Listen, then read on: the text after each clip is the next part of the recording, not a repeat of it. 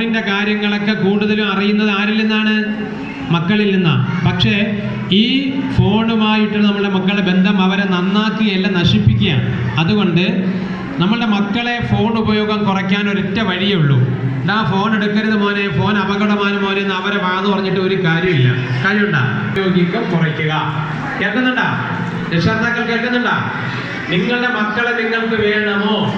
ഇവിടെ വന്നിട്ടുള്ള പല കുട്ടികളും ഫോണിന് അഡിക്റ്റായിട്ട് ഉമ്മയെ വാപ്പയെ പോലും അറിഞ്ഞൂടാത്ത മക്കളുണ്ട്, സഹോദരങ്ങളോട് പോലും സംസാരിക്കാത്ത മക്കളുണ്ട്, എല്ലാം ഫോണിന് അഡിക്റ്റായി. അതുകൊണ്ട് നമ്മുടെ മക്കളെ ഫോൺ ഉപയോഗം കുറയ്ക്കാനുള്ള ഏറ്റവും നല്ല മാർഗം എന്ന് ചോദിച്ചാൽ മാതാപിതാക്കൾ മക്കളുടെ സാന്നിധ്യത്തിൽ ഫോൺ ഉപയോഗിക്കുന്നത് കുറയ്ക്കുക.